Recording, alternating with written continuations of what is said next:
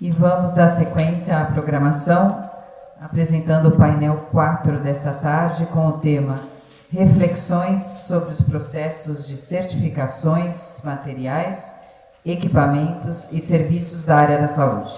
Como moderador deste painel, convido novamente o professor Celso Scaranello, presidente executivo da REMESP. E para compor este painel, eu convido como debatedores a senhora Laura Angélica de Pauli, coordenadora da área da saúde da Labelo, PUC do Rio Grande do Sul. Convido também a senhora Rosângela Lopes Reis Laboni, auditora líder, engenheira de projetos da UL do Brasil Certificações. E o senhor Ricardo Alpuforado Maranhão Sá, presidente da Abiclim.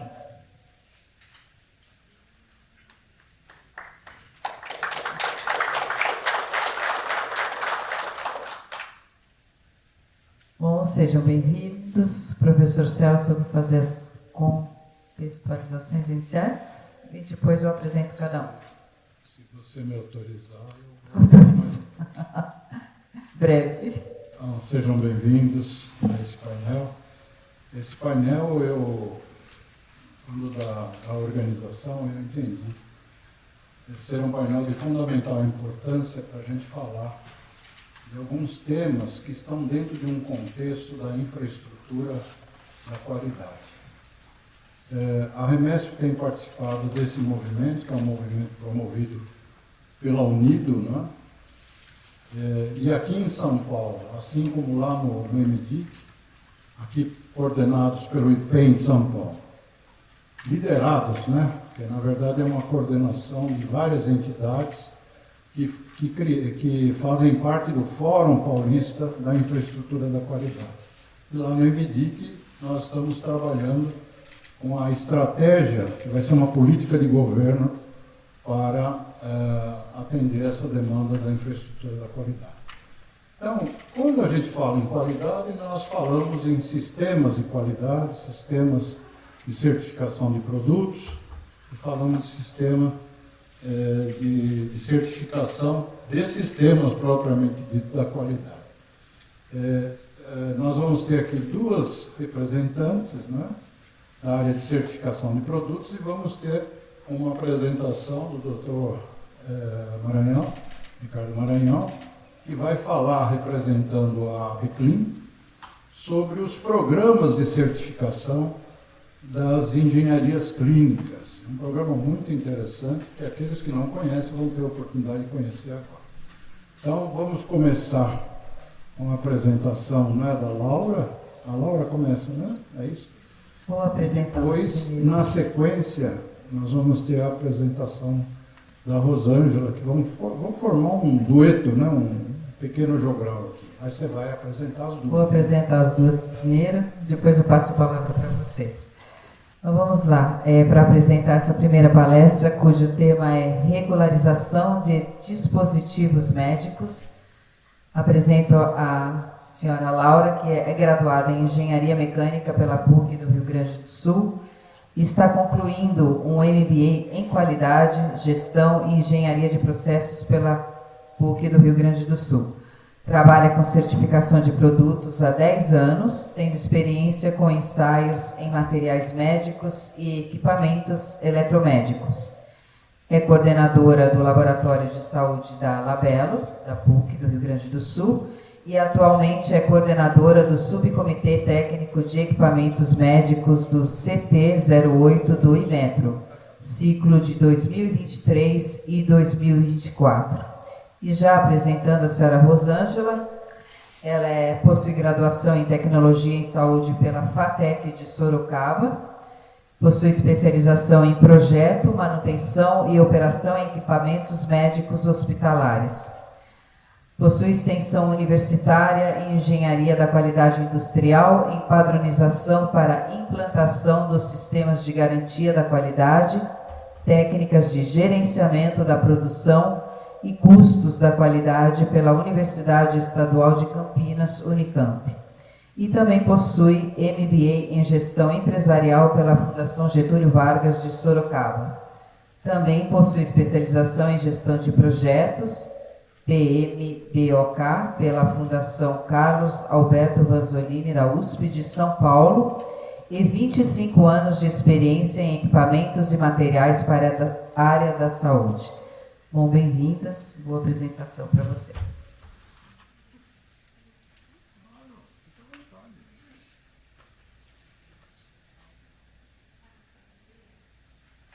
Bom, pessoal, boa tarde. Inicialmente, gostaria de agradecer ao Celso o convite e parabenizá-lo também pela organização do nosso evento aqui, né? Foi muito bacana. Eu vou iniciar falando um pouquinho, pessoal, sobre a parte de avaliação da conformidade. Na verdade, o slide antes. A parte que a gente vai falar aqui vai ser dividida primeiro em uma ótica do laboratório, onde eu vou falar um pouquinho sobre o que a gente faz de ensaios, quais são os itens que a gente acaba avaliando, e depois vai ser abordado um pouco da parte da certificação. Mas, antes de tudo, eu vou iniciar falando um pouco da infraestrutura da qualidade. Porque a gente, antes de falar sobre em laboratório de ensaio e certificação, a gente tem que falar de vários atores que fazem parte da infraestrutura da qualidade no Brasil. O primeiro deles seria a Anvisa, que é a agência reguladora, que nesse caso vai ditar as regras iniciais para que se possa fazer a regularização do produto aqui no Brasil. Da Anvisa, tem alguns produtos médicos que vão ser requeridos a emissão de um certificado da conformidade. Esse certificado da conformidade está no âmbito do SBAC, que é o Sistema Brasileiro de Avaliação da Conformidade. O Inmetro ele estabelece todo esse sistema de avaliação da conformidade, não só trazendo portarias com as regras pelas quais a gente tem que passar toda a parte de auditoria de fábrica, a parte de ensaios, mas também ele faz desenvolvimento da metrologia. Ele garante para a gente a rastreabilidade de equipamentos e outras demais formações de profissionais, cursos, enfim, para que a gente possa estabelecer no Brasil, então, essa infraestrutura. Outro ator importante é o detentor do registro, que pode ser, por exemplo, o fabricante, que vai querer fabricar e comercializar esse produto no Brasil, ou um importador, enfim, aquele que for o solicitante do registro. Outro ator importante que a gente tem seria a Organismo Certificador de Produto, a OCP. Ela é acreditada pela CGEC e Inmetro, pela ISO IEC 7065, então o Inmetro também faz esse papel de acreditação de OCPs e dos laboratórios de ensaios, que são acreditados também pela BNT-NBR ISO de 7025, e também nós temos as normas técnicas, que vão dizer quais são os requisitos e são as metodologias aplicáveis à avaliação de um produto. Então, muito de forma macro, a gente tem aqui um esquema da avaliação da conformidade. A avaliação da conformidade, então, vai ter o fabricante, o importador tendo interesse e querendo comercializar os produtos no Brasil, o laboratório emitindo um certificado após os ensaios, o relatório com o seu conteúdo, todos os ensaios conformes, apresentado para a certificadora também vai ter o seu papel, vai juntar toda essa documentação e vai depositar no Inmetro. Dentro do Inmetro, então, o fabricante e depois todos os processos que a Anvisa vai ditar para aquele produto, ele pode, então, comercializar o produto no Brasil. Quando a gente fala disso, pessoal, na apresentação eu vou me deter a alguns produtos específicos, que são equipamentos eletromédicos e alguns materiais, agulhas, seringas e equipos. Tá? Para esses produtos, então, a gente tem uma série de normas aplicáveis. Falando da ótica do laboratório, a gente tem inicialmente a acreditação pela 17.025, que é a norma que vai fazer a referência para a gente da qualidade do laboratório. Então, que a gente vai ter toda aquela estrutura de ter equipamentos rastreáveis, de conseguir ter ensaios com a metrologia aplicada no laboratório. Para a parte de materiais, a gente tem uma série de normas que é aplicáveis aos equipos, às seringas e às agulhas.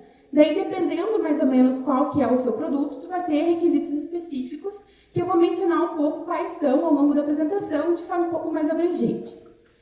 A parte de equipamentos, a gente tem algumas séries importantes. A série 60601, que tem a norma geral, inicialmente, depois tem a norma particular e a colateral.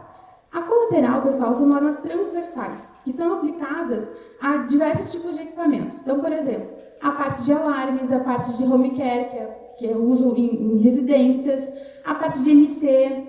Então, são normas que podem ser aplicadas em diversos equipamentos eletromédicos. A norma 60601-2, que é a parte das normas particulares, vai ser bem realmente os requisitos particulares para aquele equipamento específico que a gente está avaliando. Então, por exemplo, bombas de infusão, a parte de desfibriladores, enfim, existe uma série de normas aplicáveis a cada equipamento. Outras normas que são importantes a serem mencionadas são as normas que são aplicáveis, por exemplo, à EMC, como a CISPER 11, a SEC 6100-4, e outras demais normas que vão falar um pouco sobre software, a parte de gerenciamento de risco e a parte de proteção contra a penetração de partículas sólidas e líquidas grau IP.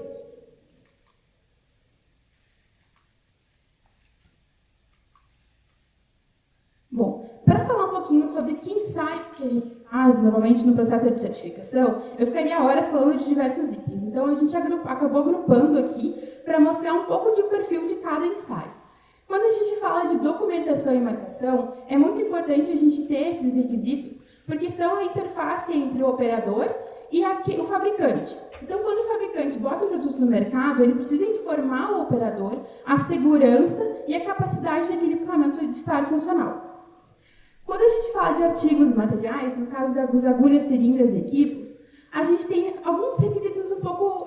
não são tantos requisitos que existem para a parte de marcações e documentações. Alguns requisitos importantes aqui eu vou mencionar, por exemplo, agulhas, onde você tem o tamanho métrico da agulha, e o que é bem interessante que a norma prevê que as cores das agulhas sejam padronizadas para que se tenha uma identificação sem precisar ler na embalagem, etc., qual que é o tipo de agulha. Então, a norma já prevê isso, considerando que seria o menor risco de ter algum equívoco na hora do uso. Para a parte de equipamentos, pessoal, daí a gente já fala de ensaios muito mais robustos. A gente tem alguns ensaios bastante descritos na norma, com um nível de criticidade um pouquinho maior. A gente tem toda uma seção que fala sobre gerenciamento de risco, a parte de manual do usuário e a parte da embalagem em si, com as marcações necessárias para que se tenha uma instalação e uma operação adequada do equipamento. A parte do manual do usuário também é muito explorada na norma, onde ela diz que o próprio fabricante tem que conseguir identificar os seus níveis de risco e o que ele tem que informar para o usuário para que se garanta o funcionamento adequado e essencial dele. Então, outra classificação de ensaio que a gente tem na norma, pessoal, é a parte de desempenho essencial. Quando a gente fala de desempenho essencial na parte de produtos como agulhas, seringas e equipos, a gente fala, por exemplo, na graduação de uma seringa, onde a gente precisa saber que aquela graduação realmente tem aquele volume que a gente quer aplicar. E um destaque que eu trago aqui é a parte das seringas para uso em bomba. Esse aqui é um gráfico exemplo que eu fiz, onde foram testadas 4 seringas diferentes. E aí a gente consegue, através de um ensaio super delicado, que a gente faz uma captura de dados de 0,5 e 0,5 minutos, que a gente tem, no fim das contas, toda a análise do perfil de escoamento dela. Então, aqui a gente consegue ver de janelas de tempo qual que é a variação que tem na infusão numa bomba de seringa. E então, esse é um dos ensaios que se faz para a análise de desempenho. Para a parte de equipamentos, a gente também tem diversos ensaios de desempenho. Tomando como exemplo apenas, inicialmente, ensaio de bombas de infusão, a gente vai ter o mesmo ensaio que a gente aplica em seringas, a gente vai ter em bombas de infusão. Só que daí em bombas de infusão, a gente tem bombas de infusão aplicáveis também em equipos, que são as volumétricas e as demais variações. Parte de desfibrilação. A gente tem ensaios, por exemplo, de curva de energia. Então, independente do paciente a qual a gente está aplicando aquela energia de desfibrilação, o equipamento tem que ser capaz de identificar, modular e conseguir aplicar a energia que foi selecionada pelo operador. A gente, no laboratório, tem um banco de resistências que vão simular pacientes com condições diferentes e a gente faz essa descarga e, através de erros muito baixos, consegue avaliar qual que é a energia que, no fim das contas, foi aplicada no paciente, sendo a resistência à simulação do paciente. E a parte do controle da exatidão de controles da ventilação pulmonar. Algo que ficou muito em voga agora na pandemia e que a gente teve uma atuação muito importante ali na PUC em relação a isso, onde a gente fez até inicialmente ensaios voluntários para conseguir auxiliar a sociedade nessa questão. A parte de ventilação pulmonar, pessoal, é muito delicada, porque a norma ela já prevê vários níveis de saúde do paciente. Então, a gente sabe que na vida real são pacientes com diversos níveis de saúde e a norma tenta fazer um complexo de itens, requisitos normativos para que ela possa ser abrangente à vida real da operação com ventilador pulmonar. Parte de segurança básica, então, são ensaios onde a gente vai verificar se aquele equipamento, ao longo do seu uso, vai garantir a segurança básica e não vai causar algum nível de risco ao paciente ou ao operador também.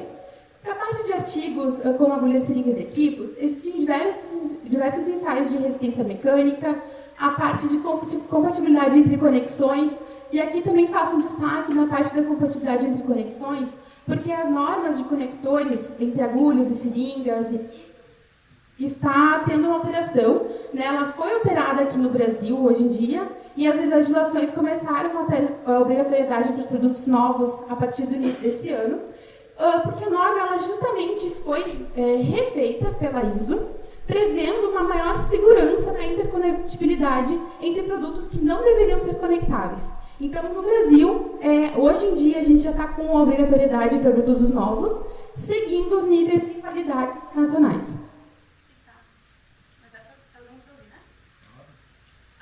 Bom, para a parte de equipamentos, pessoal, a gente também tem vários ensaios de segurança. Aí poderia ser bem abrangente, porque ensaios de segurança são desde aqueles das normas particulares até as normas gerais, que vão ser um pouco mais abrangentes. A parte de ensaios de segurança para análises elétricas, a gente tem ensaio de corrente de fuga, rigidez elétrica, resistência de aterramento. Isso basicamente faz com que o operador esteja protegido contra algum choque ou realmente o paciente não tenha alguma fuga de carga elétrica no seu corpo, coisa que não deveria acontecer. A parte de proteção de IP, a gente tem muito forte, onde o próprio fabricante vai determinar qual que é a sua proteção IP. Então, algumas normas prescrevem qual o mínimo de grau de IP que ele tem que ter, mas, independente disso, a gente entende que toda proteção de grau IP ela tem que ser compatível com o nível de uso. Então, se, por exemplo, você tem um equipamento que é utilizado em salvamentos, a parte de emergência externa ao hospital, ele tem que ter, então, um grau de IP equivalente. Né? Outros ensaios que são aplicados, que eu gostaria de ressaltar, é a parte de EMC, que é o que se fala hoje, é o que as normas estão cada vez mais trazendo novos métodos de ensaios para justamente acompanhar as tecnologias. Quando a gente fala de equipamentos eletromédicos, a gente está falando de uma evolução muito forte na questão da conectividade. E quando a gente fala em conectividade, a gente fala em EMC.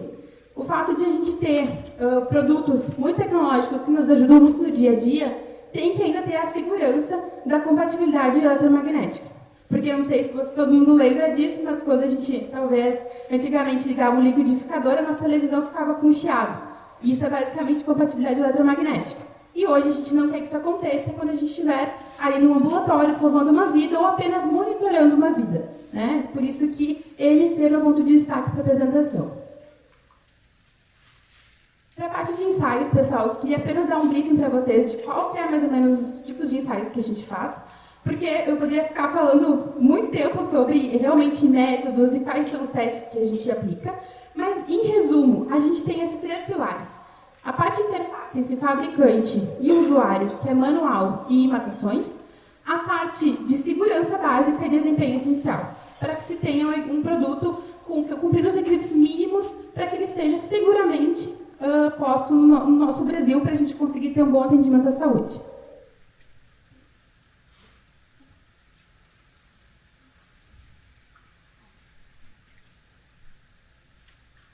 Boa tarde a todos.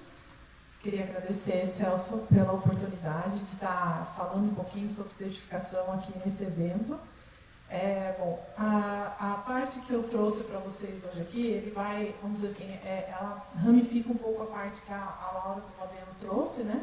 Então, basicamente, a gente vai falar sobre o processo de certificação de forma macro e quais são as etapas de um processo de certificação com foco principal na área médica. Tá? Então, a gente vai abranger um pouquinho alguns exemplos de escopo que nós trouxemos aqui. Então, a parte de eletromédico hoje está regido, né, pela parte de certificação em metro, pela portaria 384 de 2020.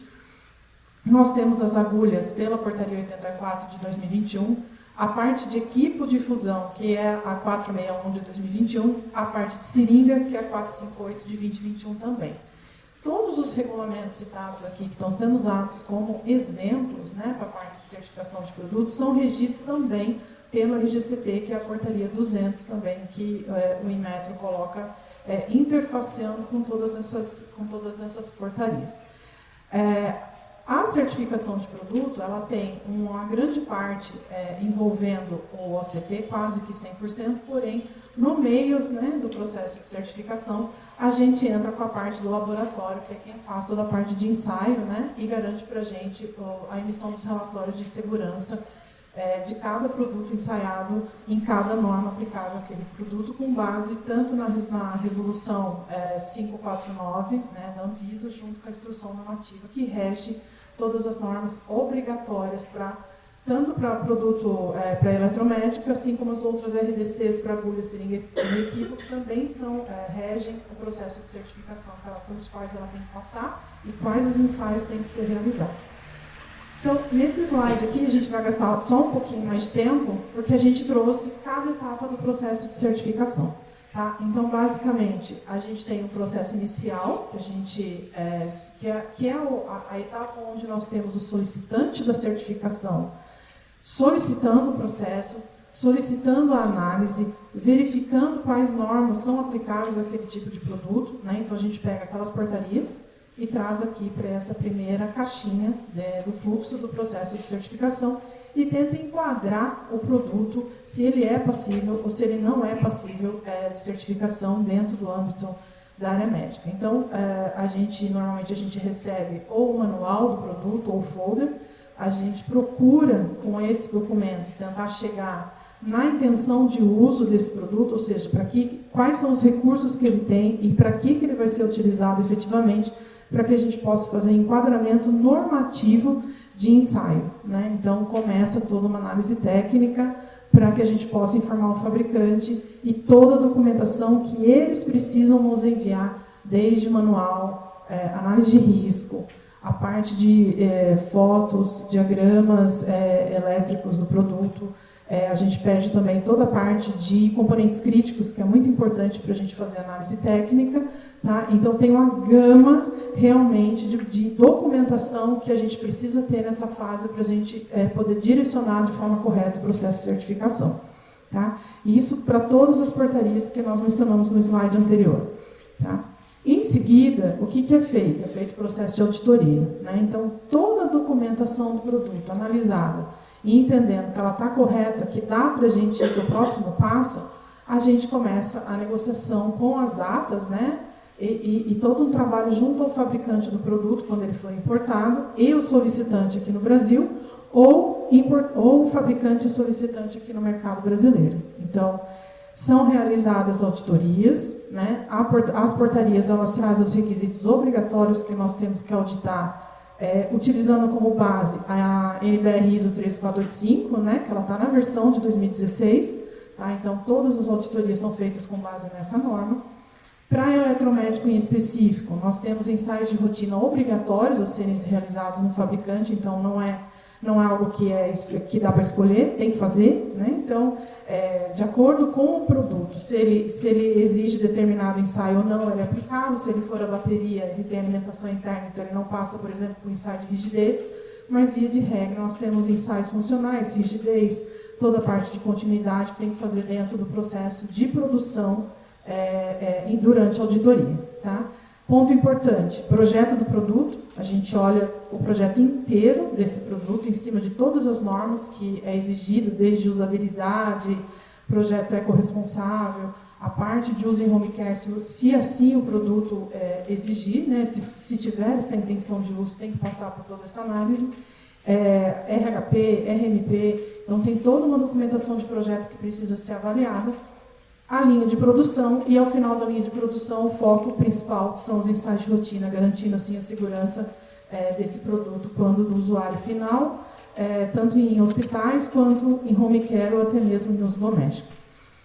A partir do momento que nós fizemos a auditoria do fabricante e no solicitante da certificação, que é um ponto importante quando a gente tem um produto importado, esse solicitante precisa ter critérios, né, que eles precisam cumprir. Então, desde o recebimento do produto no Brasil, toda a parte de rastreabilidade, se ele tiver requisitos de instalação obrigatória, isso tem que ser controlado pelo solicitante da certificação. Nós temos que fazer o processo de verificação de como ele é armazenado, de como ele é distribuído, se houver um processo de não conformidade, como que o solicitante da certificação controla isso aqui no Brasil, que ele tem que controlar, e a parte de assistência técnica também. Então, a gente acaba tendo que fazer essa auditoria também por requisito da própria portaria e avaliando todos esses requisitos, tanto no solicitante quanto no fabricante. A partir disso, a gente sai com o plano de ensaio, se esse produto ainda não tiver sido ensaiado, por exemplo, para um laboratório internacional. Se o produto for ensaiado aqui, a gente vai prescrever o plano de ensaio aqui no Brasil e enviar para um laboratório acreditado, como, por exemplo, o Label, que tem o escopo para atender aí, as normas de ensaios para produtos eletromédicos e para os outros produtos que nós temos. Eletromédico, basicamente, a certificação ela exige ensaio na fase inicial e quando altera o projeto do produto. Né? Se o projeto do produto for alterado em algum momento, tem que ser feita uma análise crítica para saber que ensaios são aplicáveis a essa alteração. Para agulhas, seringa e equipos, por exemplo, os ensaios são anuais, então a cada 12 meses tem que ser realizado o processo de manutenção de certificação com a realização dos ensaios em laboratório. Encaminhamos o plano de ensaio, encaminhamos o equipamento ou o produto, né, o consumível, em conjunto com a carta de lacração de amostra do laboratório. Lá é feito todos os ensaios pelas normas aplicáveis e quando pronto, né, quando finalizado, o laboratório emite então um relatório de ensaio, um relatório de teste com todas as avaliações de resultado dos ensaios durante o período que eles esteve lá e durante os testes que foram realizados. Entra de novo o papel do organismo certificador. Então, nós vamos coletar esses relatórios de ensaios e aí sim, juntamos toda a parte de relatório de ensaio, auditoria do fabricante, auditoria do solicitante e toda aquela gama de documentos que foram inicialmente solicitados, né, para poder contemplar a finalização do processo de certificação de um produto. A partir daí, monta-se o certificado de conformidade. Normalmente a gente trabalha em enviar um draft, né, para que o solicitante da certificação possa aprovar esse draft. E, tendo a aprovação, esse processo vai para o revisor. Então, tem que ter um segundo olhar em cima desse processo de certificação. Então, esse revisor ele tem que varrer o processo inteiro, varrer todos os documentos para ter certeza que está tudo correto. E aí sim, a gente pode declarar a conformidade do produto através da emissão do certificado. No momento que a gente emite o certificado, que isso acontece, que o equipamento é declarado com equipamentos, né, que está em conformidade com as regras brasileiras, nós enviamos esse certificado para o nosso solicitante de certificação aqui no Brasil e, ao mesmo tempo, isso vai para a Anvisa. Então, a Anvisa recebe essa comunicação e também nós colocamos dentro do ProdCert, né, que é o site, que é a base de dados do Inmetro, onde nós, como organismo certificador, temos que colocar os certificados de conformidade. Tá? Aí esse produto está autorizado, né, para ser comercializado no Brasil, porém, a partir daí tem a etapa da Anvisa, e aí entra todos os critérios da RDC 751, que efetivamente libera, né, a partir do momento que libera o registro, aí sim, notificação, registro, cadastro, depende da classe do produto, aí sim entra o produto ou importado, né, ou para comercialização aqui no mercado brasileiro. Então, na verdade, a intenção era mostrar todas as etapas, né, de um processo de certificação aqui no Brasil. Tá? Bom, então, eu encerro aqui agradecendo pela participação de vocês aí e me disponho qualquer dúvida que precisar.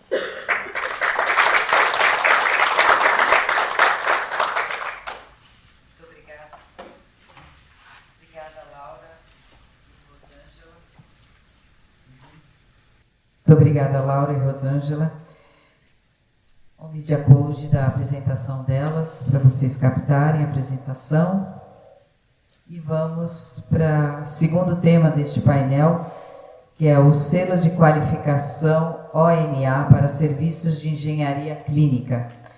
Então, eu convido o senhor Ricardo Alcoforado Maranhão Sá, presidente da Abiclin, Só apresentando, Ricardo é graduado em Engenharia Elétrica pela Unifei, é pós-graduado em Engenharia Clínica pela Unicamp, é pós-graduado também em Administração Hospitalar pela USP, pós-graduado em Agentes de Inovação Tecnológica pela Faculdade Camburi, pós-graduado em Políticas Públicas baseadas em evidências pelo Instituto Sírio-Libanês e mestre em Saúde Pública com ênfase em Gestão de Tecnologias em Saúde pela ENSP da Fiocruz.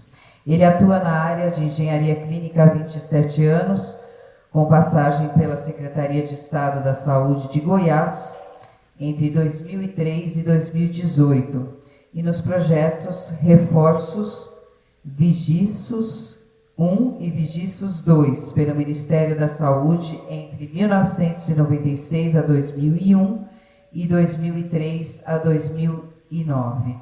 Também é sócio proprietário da empresa Orbis Engenharia Clínica e Hospitalar, primeira empresa com selo ONA de Engenharia Clínica, com atuação em mais de 180 clínicas e hospitais.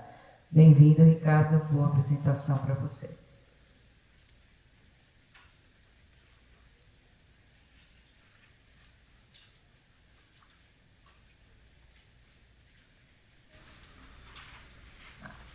Boa tarde a todos. Agradecer ao Celso pelo convite e parabéns, meninas, pela palestra.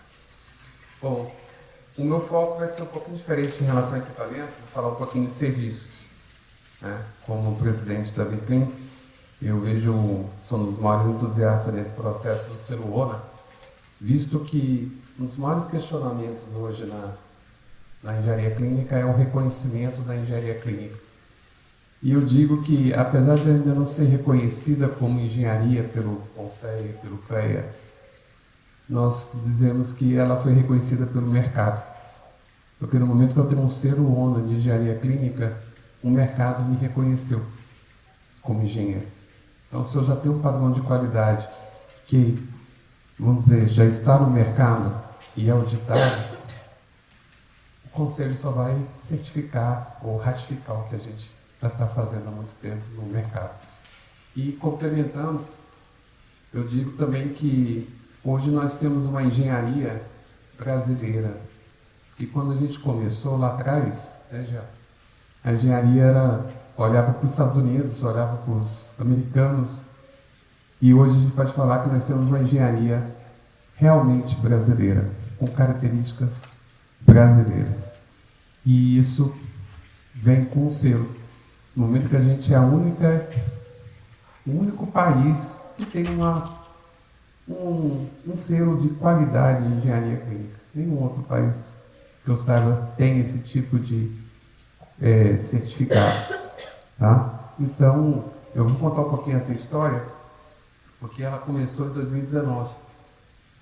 Então, a ONA chamou a Viclim para participar da discussão e a gente apoiou todo o processo de certificação. E eu tive a felicidade de ser escolhido, na época, o piloto desse teste. Eu não pensei duas vezes. Eu falei, eu quero. E no momento que eu vi todo esse processo, que eram 800 requisitos que a gente precisava cumprir, eu lancei um desafio dentro da empresa e falei, eu vou ser a primeira empresa no Brasil a ter esse selo. Um ano depois a gente estava certificado. Então hoje, tem 4 anos depois, a gente diz que realmente valeu a pena. Eu vou falar um pouquinho sobre isso com vocês. Então, para isso a gente precisa falar um pouquinho das normas, né? As meninas falaram um pouquinho sobre isso. Na engenharia clínica, nós temos o que como referência? A RDC 2, que virou depois a RDC 509. Eu tenho a RDC 63, que dispõe sobre a qualidade no serviço de saúde. E não podemos esquecer da BNT, NBR 15943, que dão as diretrizes para um programa de gestão de tecnologia em saúde. Já citamos aqui várias vezes a 17025. A 17025. E vou complementar aqui com o manual de acreditação ONA, que é o que a gente usa hoje dentro dos hospitais, para ONA 1, ONA 2 e ONA 3, com o qual nós temos o capítulo, a subseção 4.1, e nós temos o manual que eu estou falando agora para vocês, o manual do selo ONA de qualificação de serviços, com o qual tem um capítulo de engenharia clínica. Para isso, gente, quem está qualificado? Hoje, todo o serviço de engenharia clínica elegível, serviços que prestam serviço de gestão de tecnologia, para a prestação de assistência ao paciente, considerando as rotinas de manutenção preventivas e corretivas. Para o selo, o serviço deve ser uma entidade jurídica, legalmente constituída, caráter estatal ou privado, ou sem fins lucrativos. O interessante é que não há muita restrição para esse tipo de engenharia. A questão é que quando você abre esse manual, você assusta, né? E quando a gente olha 800 requisitos para cumprir, né, não é tão simples que a gente pensa, né? Então, se a gente for abrir o manual, ele é dividido em 4 seções. Ele é muito próximo ao manual de hospitais. Só que agora, em vez de eu estar sendo discutido aquele capítulo 4.1, eu vou discutir a empresa propriamente dita. Então, eu vou pensar na diretriz organizacional, que está na seção 1, pensando na liderança organizacional, vou pensar em toda a gestão organizacional da empresa, passando pela qualidade, pelo controle de infecção, comunicação, administrativo financeiro, pessoas, suprimentos, informação e tecnologia. Vou pensar na parte de apoio, que são segurança patrimonial, infraestrutura, higienização e equipamentos. Para que a gente chegue na seção 4, que é onde a gente sempre pensou que a engenharia trabalhava, que é a parte da operação. Então, a gente sai daquele olhar que a gente tinha lá dentro do hospital para fazer um olhar para dentro da empresa. E esse é um ponto que eu acho mais bonito todo esse processo. Porque fazer engenharia clínica na ponta, todo mundo sabe fazer, já tem todos os documentos prontos. Agora, dar um suporte para que a empresa cresça com qualidade, esse é o ponto que o manual leva para que a gente possa ter um êxito melhor. Então, essa é a parte que eu acho mais legal da história. Então, eu vou falar um pouquinho aqui para vocês. A seção 1, o que ela define? Ela determina organização, objetivos, modelo de gestão, políticas institucionais, preocupando com a segurança e a qualidade no serviço.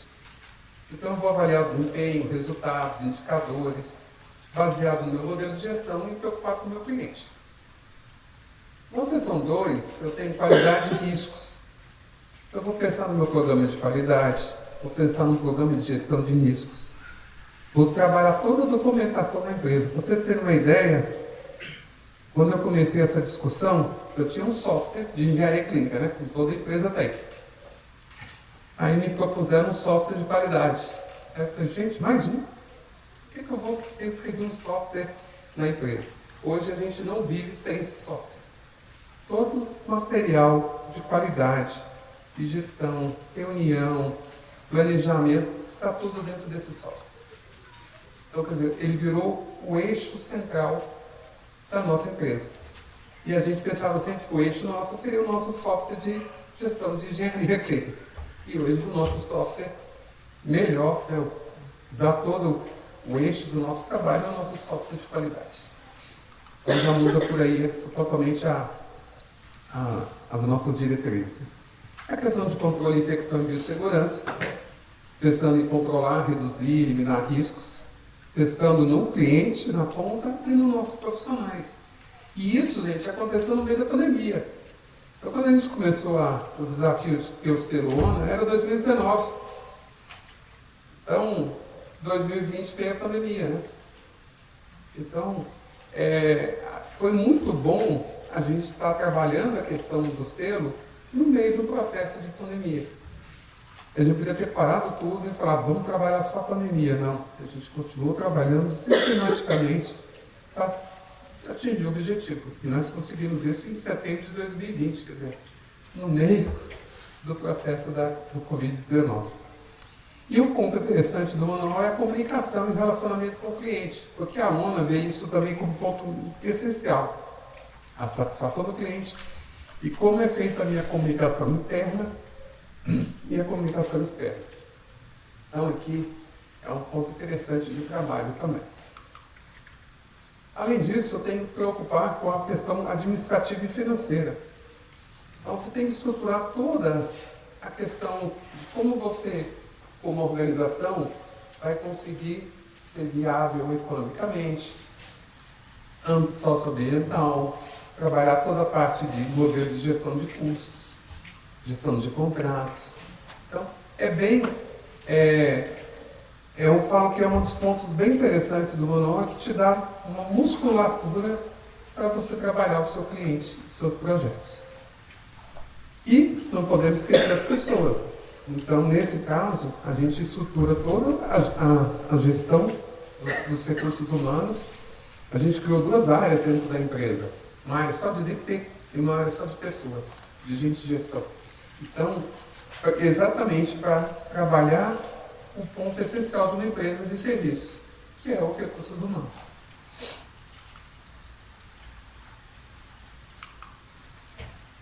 E, chegando na parte final da seção 2, eu tenho suprimentos e logísticas.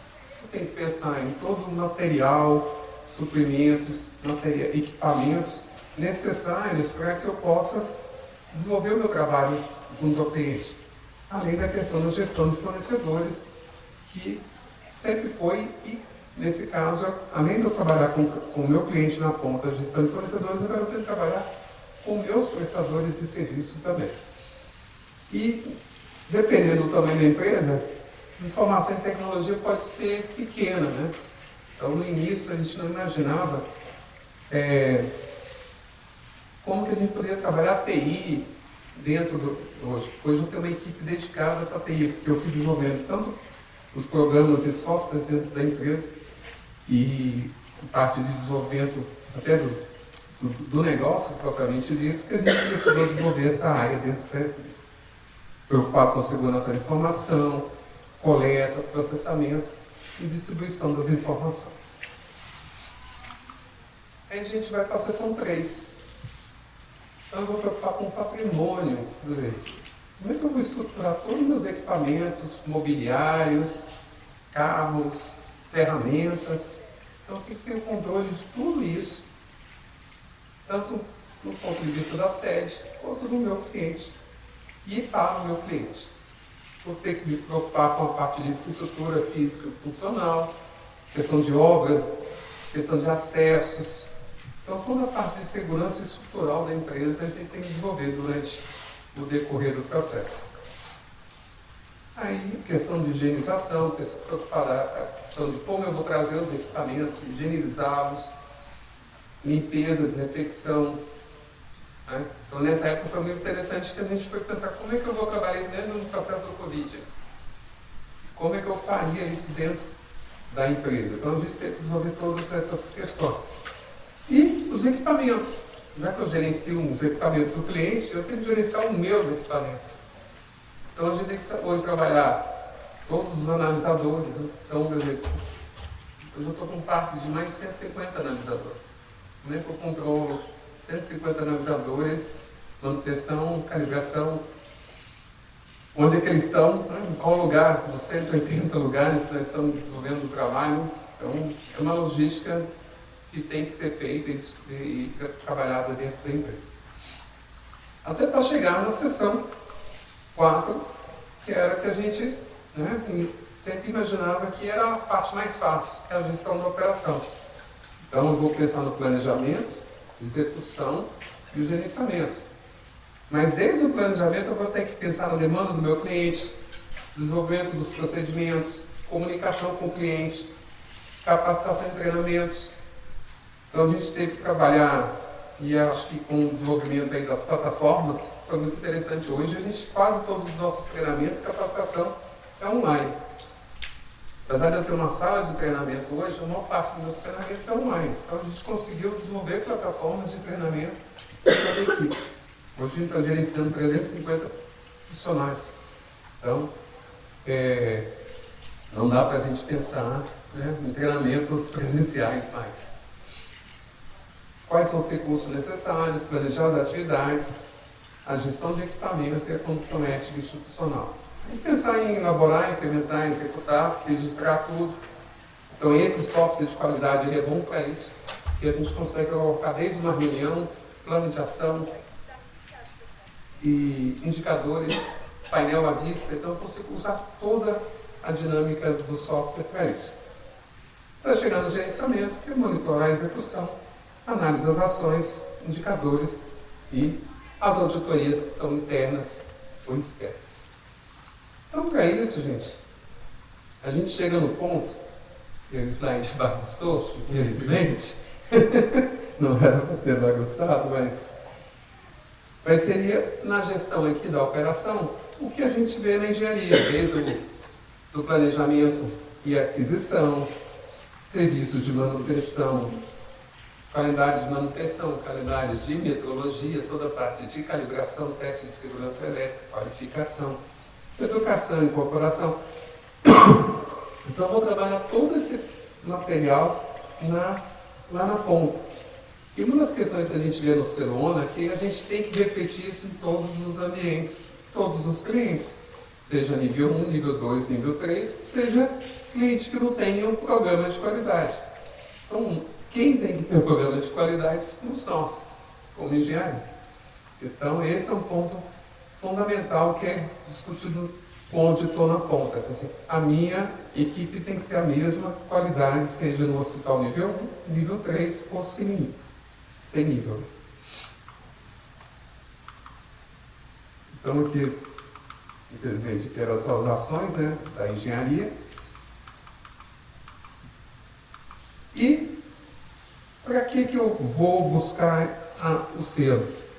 Pensando numa visão sistêmica, numa liderança, numa gestão de processos, no desenvolvimento de pessoas, no foco da segurança, na responsabilidade socioambiental, a cultura da inovação, melhoria contínua, que esse é o ponto que eu acho mais, assim, que mais a gente identifica no processo, a melhoria contínua, ética e transparência e no processo de avaliação.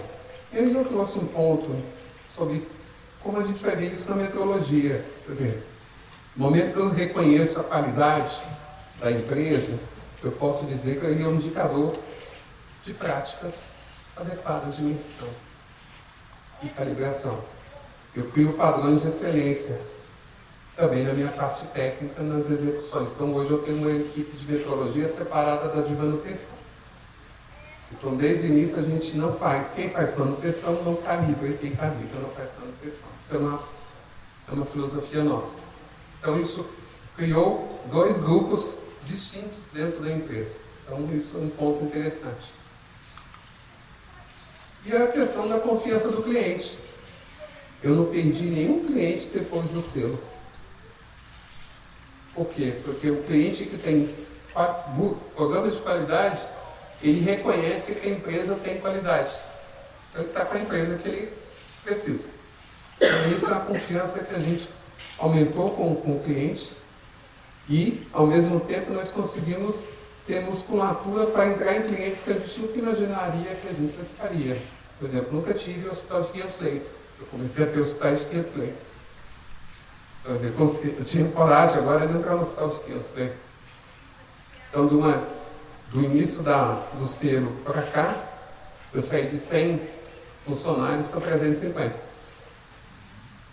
Então, eu não aumentei minha base em números de projetos significativo, mas eu aumentei o número de saindo de 10 mil equipamentos para 40 mil equipamentos. Então, a gente aumentou o número de clientes, mas não em quantidades pequenas, e sim em bases maiores. E atendendo requisitos regulatórios de metrologia, onde fosse necessário. E chegamos à questão de ter um diferencial competitivo.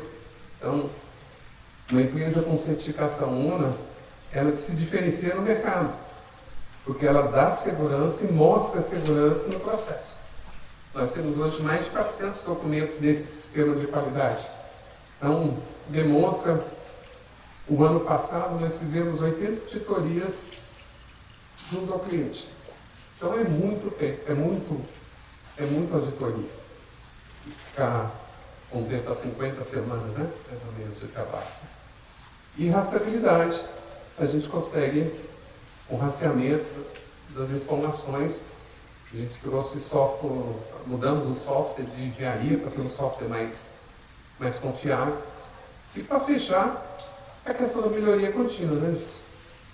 A gente entende que no processo de certificação, o auditor, quando ele traz possibilidade de melhoria, para nós é a melhor solução. Então, a gente, a cada ano, a gente é auditado, tem uma auditoria de manutenção anual e tem a recertificação a cada 2 anos. Então, nessa nós já passamos por 2 processos de manutenção e uma recertificação. Então, nesse caso, sempre nós ficamos com processos de melhoria e que são utilizados durante o decorrer do ano.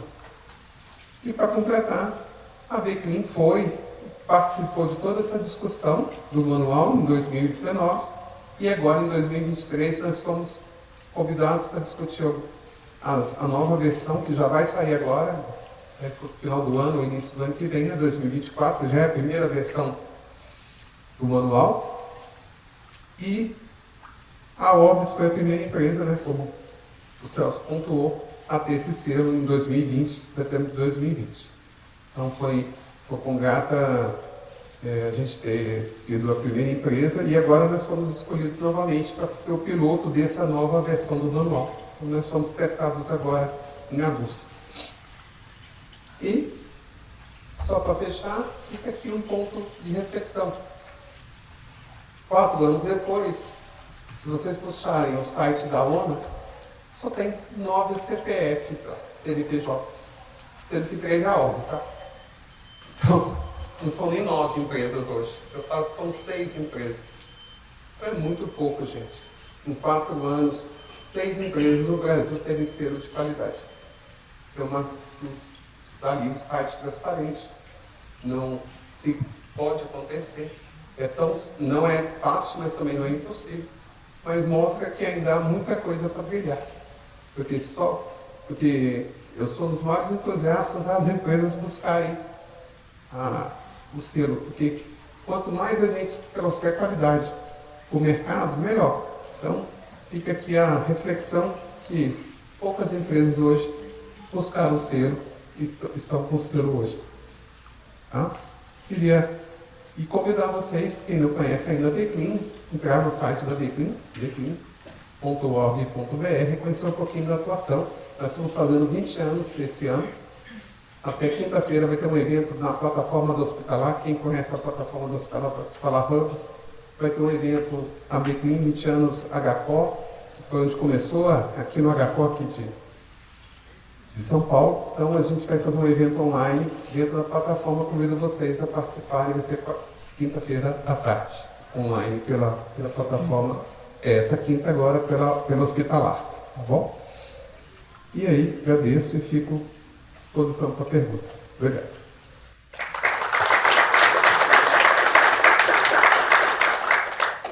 Muito obrigada, Sr. Ricardo, pela apresentação.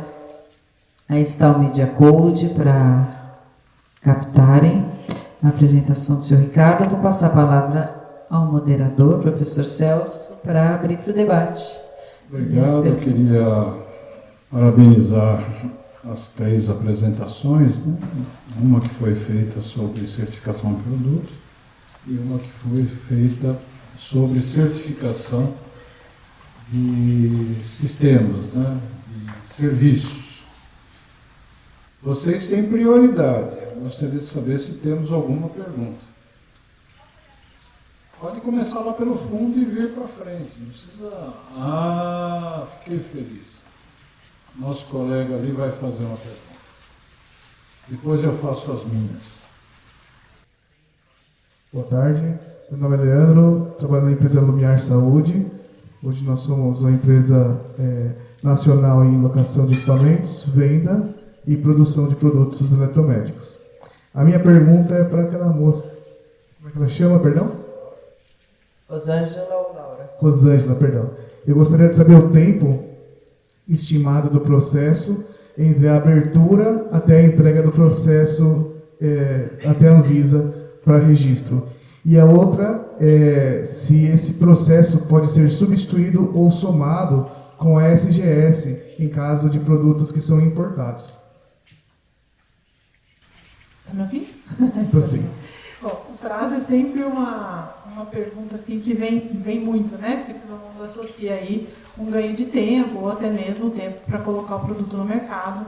Eu sou da indústria, né, lá dos primórdios, lá atrás eu vim da indústria de classe 3, trabalhei na parte de ventilação mecânica. Então a gente sabe o quanto é duro, né, esperar um processo de certificação e depois o registro da Anvisa. Mas assim, da parte do organismo certificador, eu vou falar direcionado para o UEL, porque é onde eu atuo, né, agora. A gente tem uma média de tempo que a gente consegue passar, mas tem algumas dependências que precisam ser cumpridas para que essa média de tempo também se cumpra, né? Então, se a gente consegue, no processo de solicitação de certificação, toda a documentação necessária, que essa documentação esteja certinha, esteja tudo dentro do que é previsto em norma, né? E no regulamento, a parte de gerenciamento de riscos, habilidade, tiver tudo certinho, e esse produto já tiver o ensaio, né? Se ele for importado, por exemplo, ou nacional, mas que ele já tenha o ensaio pela última norma vigente, na instrução normativa da Anvisa, que atualmente é 116, tá? A gente prevê de 60 a 90 dias, dependendo do quê? Da data da auditoria de fábrica, né? Se for fora, a gente tem que negociar com o fabricante, ou se é aqui, a gente faz aqui mesmo, a data da auditoria do solicitante, e a gente também conta, né, com aquela situação de que nós não teremos não conformidade na auditoria. Porque se tiver uma não conformidade na auditoria, o prazo pela portaria é de 60 dias corridos. Então, tudo correndo dentro daquilo que a gente imagina, e não tendo não conformidade, a gente trabalha de 60 a 90, com o ensaio já feito. Porque o ensaio demora mais ou menos 45 do equipamento, né? Então, tem equipamentos maiores, menores, depende do equipamento. Agora, se não tem ensaio, a gente tem que somar o tempo de ensaio, e se tiver uma conformidade na fábrica, por exemplo, ou no solicitante, a gente tem que considerar os 60 dias. Né? Então, aí você sobe lá pelos 120, 150 dias, dependendo desses apontamentos que o processo tem. Mas se tudo isso corresse direitinho, se o site estivesse pronto, se não tivesse na conformidade, né, eu acredito assim, que a gente consegue fazer de 60 a 90 dias. Tá? Vamos dizer assim, quando é importação, às vezes demora um pouquinho mais, daí a fábrica demora para responder, aí não quer receber o auditor. Então tem toda essa negociação que a gente tem que tentar, né, na medida do possível, reduzir esse tempo. Tá? Mas estando tudo ok, a gente tenta trabalhar nesse limite de 90. Tá bom? Laura, quer complementar? Para a parte de ensaio, acho que é bacana comentar também que depende muito do equipamento. Às vezes, o equipamento eletromédico é ensaiado em uma única norma, ou às vezes em 5 ou mais. Então, tu pega um monitor multiparamétrico, é uma grande gama de normas, e tu também depende, às vezes, do fabricante já estar com o seu produto um pouco mais maduro. Então, até é bacana, às vezes, tem muitos fabricantes que procuram um laboratório para fazer ensaio de desenvolvimento antes, para que se possa conhecer o seu produto ou até o seu fornecedor antes de começar o processo de certificação com a certificadora. E aí ele ganha um tempo porque ele já conhece o seu produto e já consegue estar lá na frente. Então, acho que isso é bem importante. Obrigado. Respondeu? Sim. Ali, ó, tem uma colega ali que quer perguntar. Boa tarde, meu nome é Sabrina. Queria aproveitar que a gente tem um laboratório, a figura do laboratório, a figura de uma certificadora, para falar um pouquinho desse novo requisito que surgiu agora no segundo semestre. Para tecnologias que possuem esfigmomanômetro incorporado. Eu tenho 2 perguntas nesse caso. Os certificados de conformidade, de acordo com a portaria 384, no final de dezembro, se ele não conseguiu finalizar aprovação de modelo, como é que vai ficar esse certificado? E outra coisa, pensando em todo esse movimento, né, que a gente sabe que existe, né, eu gostaria de verificar com vocês, estou aqui pensando até nas falas de vocês, me surgiu essa sugestão. Se existe alguma conversa já entre o laboratório, certificadora e Metro, de ser feita uma avaliação de risco, um gap analysis entre os relatórios de testes que hoje as empresas enviam para a certificadora, comparar com a portaria de aprovação de modelo e fazer só o que falta. Porque, como você mostrou muito bem, né, a nossa rota, né, para conseguir a certificação e o registro do produto no final, ela é bem longa, né, e custosa. Então, se a gente conseguisse, de alguma maneira, aproveitar o que já tem, eu acredito que a gente teria mais e mais tecnologias dentro do país. Eu não sei se já tem alguma coisa, alguma conversa, então fica como sugestão para comentários. Boa tarde. Esse assunto, como você falou, surgiu essa demanda, né? O organismo certificador, pelo menos no que eu atuo, a gente enviou comunicados, né, aos clientes que vão precisar cumprir com essa regra. O prazo é 31 de dezembro. E o problema qual é? Que são dois, vamos dizer assim, são certificações, elas andam em paralelo, tá? Mas eu não consigo emitir, por exemplo, um certificado de conformidade portaria 384 se eu não tiver a portaria, né, o certificado pela DIMEL.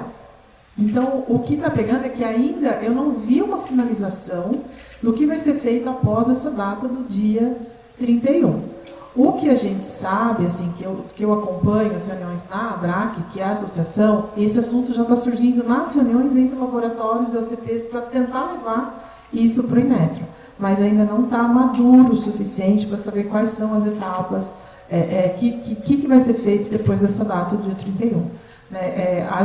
Assim, como OCP mesmo, a gente não consegue atuar tão fortemente, porque a nossa portaria não tem exigibilidade essa de termômetro, né, a de desfile, então a gente não consegue ir muito além nessa parte no que diz respeito à nossa acreditação. Mas a gente está acompanhando na tentativa de ver o que é possível fazer, né, e ajudar para não parar com o processo de certificação, porque para a gente também, obviamente, não é, vamos dizer assim, não é confortável que isso, né, pare por conta de um outro regulamento. Entendeu? Mas a gente sabe que existe sim. Hoje de manhã até eu fiz uma palestra e foi tocado nesse assunto também, que a gente sabe que é uma preocupação bem grande do mercado em cima desse tipo de produto. Podemos saber. Mas a gente está discutindo em comissão sobre isso. Sim, mas se pudesse ter aproveitar, né, alguma coisa, e só o que não tem fazer, por exemplo, alguma coisa nesse sentido, né? Seria interessante, né? Porque existem, não sei se, eu não sou engenheira, né? Não sei se as normas colaterais, elas conseguiriam suprir alguma das demandas da portaria de aprovação, se a gente poderia ter um apoio do ACP, emitir alguma declaração sobre o que falta e ser trabalhado só no que falta, por exemplo, fazer uma análise de risco aí. É uma sugestão, né? Já que vocês estão mais envolvidos na discussão com os reguladores. Tá? Só para comentar em relação a isso, a gente fez um estudo para comparar a portaria com a norma, né, particular para esse tipo de equipamento, e eles têm algumas compatibilidades, mas alguns itens não. E aí foi mais ou menos, né, a gente entrou nessa discussão dentro da ABRAC, realmente técnico, para ver se a gente conseguiria ajudar. E o que a gente sabe é que a DIMEL é um pouco diferente nessa situação, então, assim, com certeza a gente está bem engajado para que nenhum processo fique parado, né, a gente entende muito isso.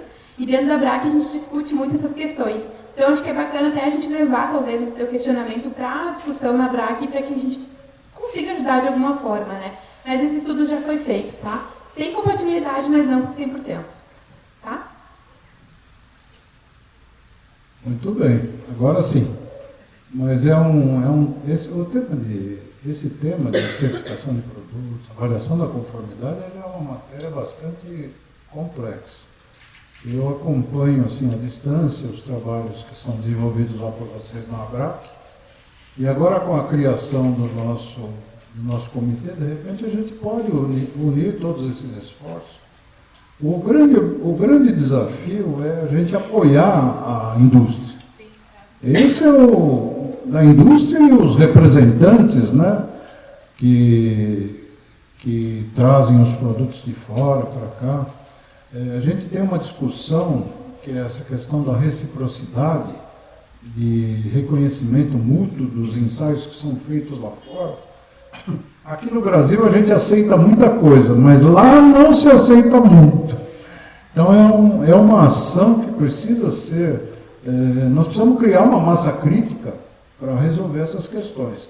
As indústrias têm reclamado bastante disso. Então, talvez com a ajuda de vocês, a gente possa criar aí uma grande discussão a respeito. Mas eu queria perguntar aqui para o meu colega, o Ricardo, nesse processo que você vivenciou nos últimos 5 anos de acreditação, né, da engenharia clínica, as empresas, no caso as organizações de saúde, os hospitais, aqueles que fazem uso dessas tecnologias, hoje, num processo seletivo ou num processo licitatório, eles colocam lá, eu quero que essa empresa seja certificada, ou tenha uma certificação ONA. Isso tem acontecido? Com o selo ONA ainda não, mas com experiência com a certificação ONA sim. Então, geralmente os processos hoje, eles solicitam que tenha uma empresa que tenha experiência com certificações, porque aí o foco dele é a certificação. Mas agora, como eu estou pontuando, a gente já começa a discutir com as organizações, mostrando que se eu já tenho pelo menos seis empresas no mercado, já existe uma competição.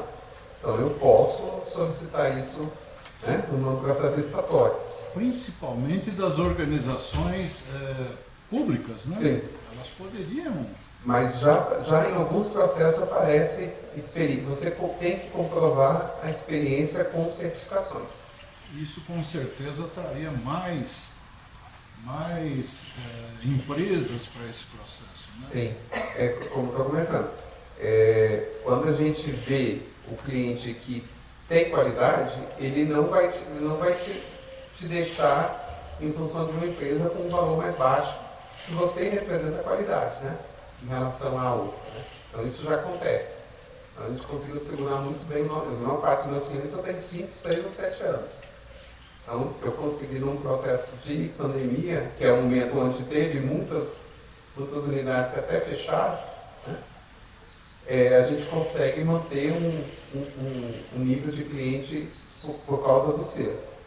Mas, ao mesmo tempo, a gente vê que as grandes organizações já olham com outros olhos. Por exemplo, já participei de processos até em empresas privadas, hospitais privados, de rede, que eles já escolhem os grandes grupos que já têm uma qualidade, seja ISO ou ONA. Então já é diferente, né? A conversa já é um pouquinho maior, né? Mais alta, né? Então a gente já consegue chegar nesse ponto. Obrigado. Opa, já estou começando a gostar desse debate. Mais uma. As meninas sempre têm preferência aqui, né? Mais uma. E a última. É a última. Olá, boa tarde. Meu nome é Daiane, eu sou supervisora de engenharia clínica do Campo Fleury. Um pouquinho mais próximo. Desculpe, estou um pouco rouca. Para o Ricardo Maranhão. Por gentileza, referente à acreditação ONA para engenharia clínica, quais foram os principais desafios, ou como a gente pode falar, coisas que tiveram que ser implantadas na oferta de serviço de engenharia clínica pela Orbis para conquista do selo? E quanto tempo é válido o selo de acreditação ONA para engenharia clínica e de quando em quando é feita as auditorias de manutenção? Por favor. Bom, o processo é de cada 2 anos, a recertificação, e o selo e a manutenção a cada ano. Então, vamos dizer, eu fiz agora, vou fazer a manutenção daqui a 1 ano e aí eu começo tudo do zero, recertificação daqui a 2 anos. Tá? Então isso é a cada 2 anos o processo. No caso do que a gente teve que fazer, tudo. Porque eu acho que quando a gente, como eu falei, quando a gente começa a olhar uma empresa de engenharia, a gente só pensa naquela operação, na execução.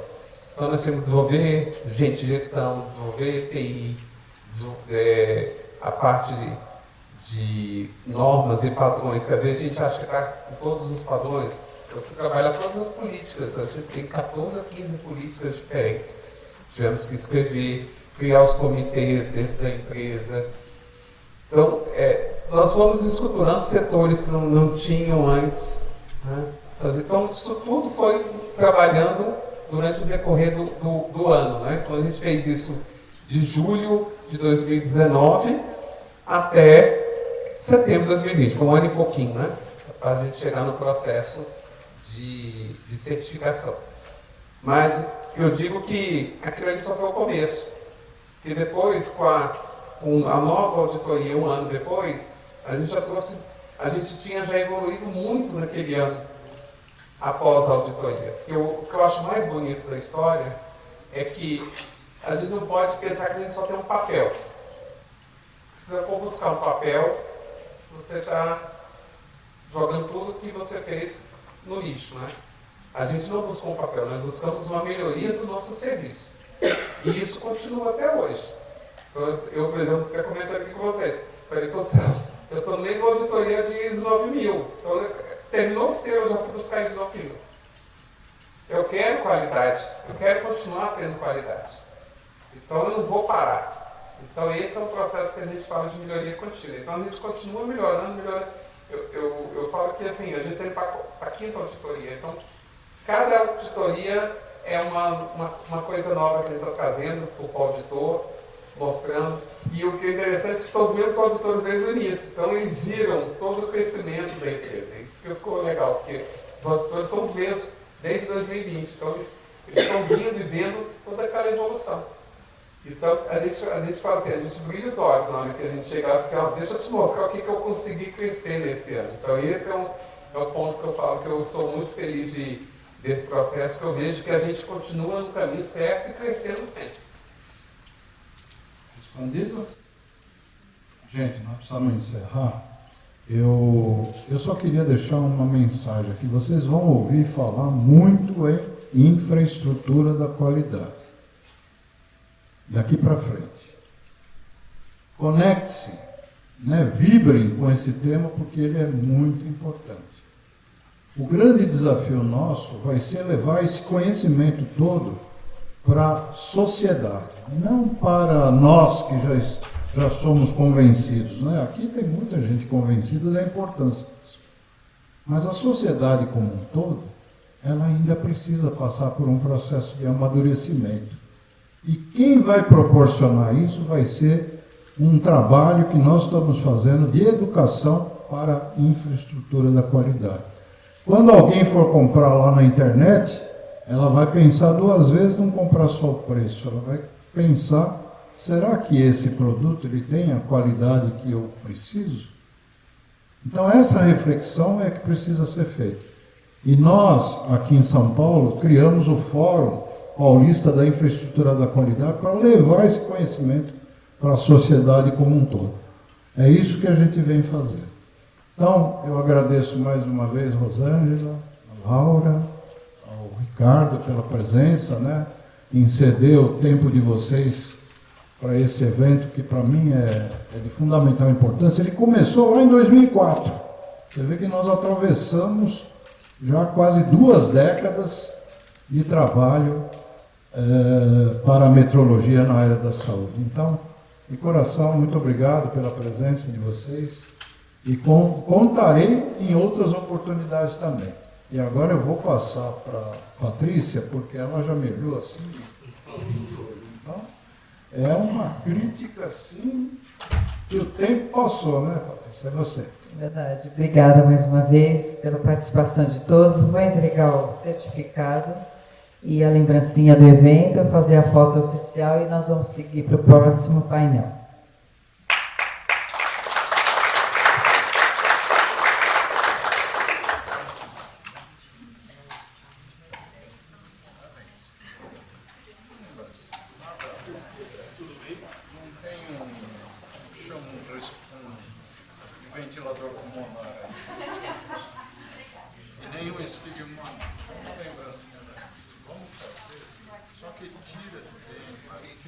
Eu queria saber quem deu a ideia de pôr o plástico.